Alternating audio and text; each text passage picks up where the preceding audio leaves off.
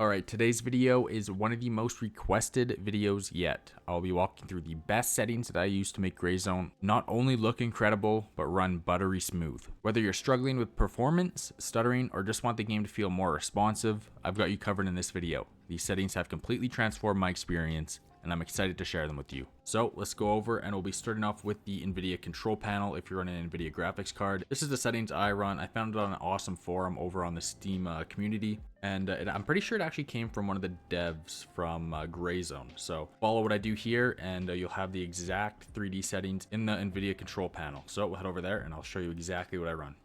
Alright, so over here on the NVIDIA control panel, we go over to manage 3D settings. These are all my settings that I use in the NVIDIA control panel, and this has helped my game a lot with the stutters and all that good stuff. So we're going to start off first, image scaling, make sure this is off, ambient occlusion off, anisotropic filtering, application controlled, anti-aliasing FXA off, gamma correction on, anti-aliasing mode application controlled next as well. We're going to go anti-aliasing transparency off, background application frame rate off, CUDA GPUs all, CUDA sysmem fallback policy, prefer no sysmem fallback, DSR factors off, DSR smoothness off, low latency mode off, max frame rate off, monitor technology, fixed refresh. If you have a G-Sync monitor and you like using that as well, you could run G-Sync, but for now we're going to be running fixed refresh, multi-frame sample AA off, OpenGL GDI compatibility, auto, OpenGL rendering GPU, auto select, power management mode, prefer maximum performance, preferred refresh rate, application controlled. Now this was one of the big ones, shader cache size, we're going to put that to unlimited. This is going to control the maximum amount of disk space the driver may use for storing shader. Grayzone kind of has trouble with their shaders. For some reason, I don't know if it's like an Unreal Engine 5 thing, but I've noticed having this set to unlimited has helped a lot with storing those shaders. Now, I'm no expert in this, but this is what I've noticed so far. Texture filtering, anisotropic sample optimization. I believe that's what it's called. Yeah, optimization on. Texture filtering negative, LOD bias, allow. Texture filtering quality on quality. Texture filtering trilinear optimization on. Threaded optimization auto. Triple buffering off. Vertical sync, use the 3D application setting. Virtual reality pre-rendered frames off. Virtual reality variable rate super sampling off. And Vulkan OpenGL present method auto. I haven't really screwed around with these last three, but they're just defaulted. So if you guys want, I'll scroll down here nice and slow for you guys to, just so you guys can copy all the settings here.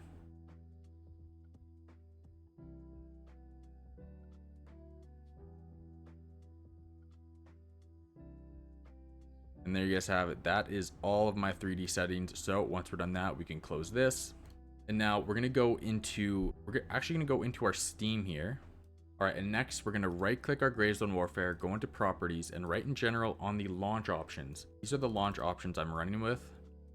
xgeshadercompile, nothreadtimeout, NoVerifyGC, norhithread, I believe that's how you pronounce it, and DX12. Now I added this at the same time I did my 3D settings as well, so I'm not sure if this is really helping out, but having these on with the 3D settings have worked very well so far. So I'm not going to change any of this because my game is still running like pretty flawless. So make sure you guys add this as well to see if this also helps out your guys' game. If you're getting any stutters, if you just want a little bit more frames, make sure you guys are adding this as well. I'll probably throw these in the description as well so you guys could honestly just copy and paste them. Now we'll head over to the game and I'll show you my game settings. All right, now we're in the shooting range here. I'm going to show you exactly what I run on settings. We're going to go over to our settings, our graphics. Now this is everything. I run full screen mode just so you get less input delay. I run 1440. Doesn't matter 1440, 1080. If you have a 1440 monitor, run 1440, 1080 monitor, run 1080. If you have 4K, I have no idea how that is in this game, but 1440 is where I'm at. Vertical FOV.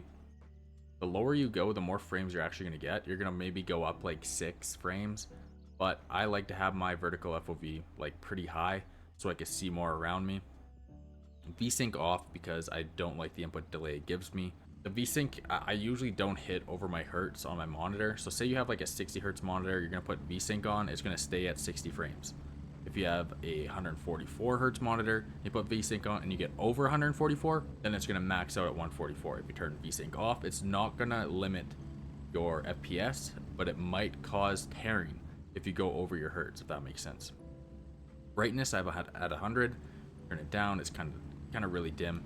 Contrast at 111, you can screw around with this if you want. Honestly, it wouldn't even be bad to go up to like 120, 125.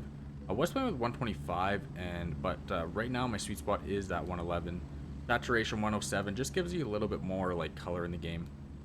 Gamma at 100, I'm pretty sure it's defaulted at 100. One fun thing to do with gamma is if you're in the nighttime and you want to have like a more immersive feel to it, you could turn these down to make it where you need to use your nods for your night vision. That's also really fun if you do want to turn this down during the night, but defaulted at 100.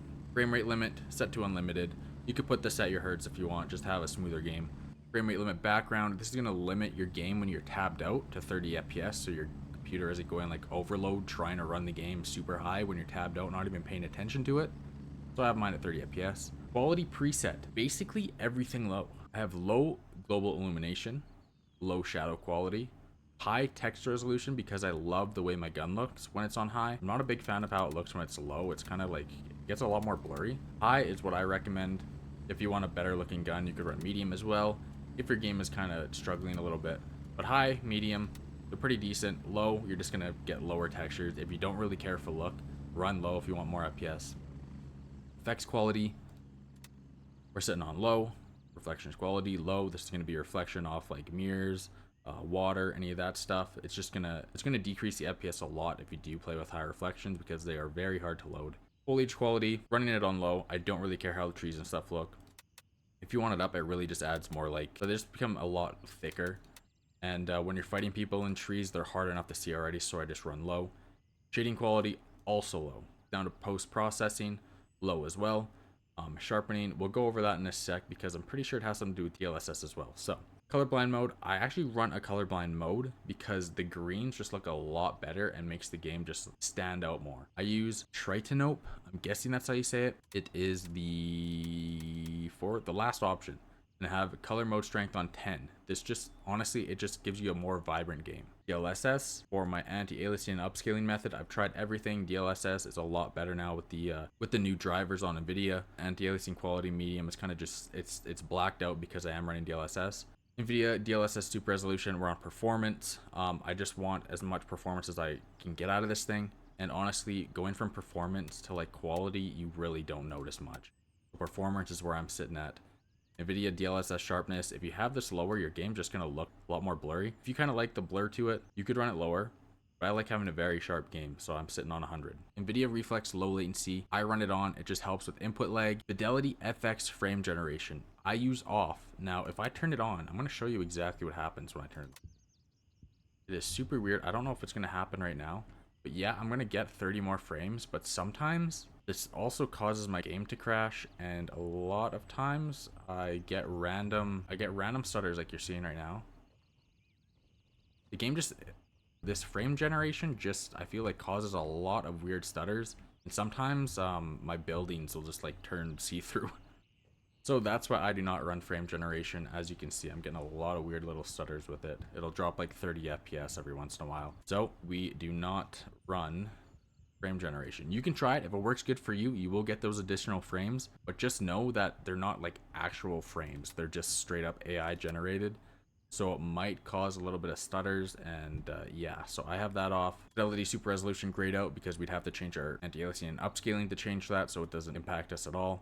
As well as xgeshadercompile super sampling, you'd have to have a different anti-aliasing and upscaling method as well. So we don't have to worry about that. GPU crash debugging. If you are crashing nonstop GPU wise, you could turn this on, but it might lower your FPS. Now, I usually sit around 90 to 120 FPS in this game. It depends where I'm at. Some days I'll be running at 90 nonstop. Some days I run at 120. This game is kind of inconsistent with that, but if you're also having a lot of stutter problems, make sure you do the shader compilation reset. I'm going to show you exactly what this does right now so you can see what happens. You'll see when I click this, it'll tell me that I need to restart the game for it to take effect. I'm going to do exactly that, and you guys are going to see exactly what it does. All right, now we restarted the game, and as you can see up top here, it says compiling shaders remaining 707 right now. It starts at like 3K or something like that. Once that's done, your game is going to run a lot smoother because all the shaders are downloaded. So each time you go into a different area, you're not going to have to download the shaders in that area. Many times when you do a graphics update, you will have to redo the shaders every single time you do an update for your drivers. So make sure you wait for that, and your game will run a lot better once these shaders are compiled. So we'll go back in, I'll run you through the settings one more time. If you need to take some screenshots, this is the perfect time to do it. I'll have all my settings on the screen, and you can literally just save them. All right, back to the settings, here you guys go.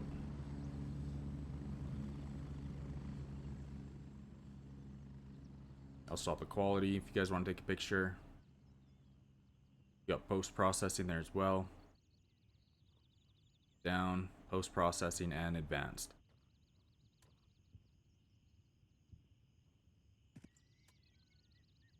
And there you guys have it. Hopefully this little guide helps you guys out. I know a lot of you guys have requested during my live streams and even just in the comments in most of my videos. I hope this helps you out. I hope your game looks just as good as mine does. And if this does help you out, make sure you guys let me know in the comments below. Like the video, subscribe, because I do have some more stuff coming out for you guys here real soon. I will see you guys over the next video. Peace out.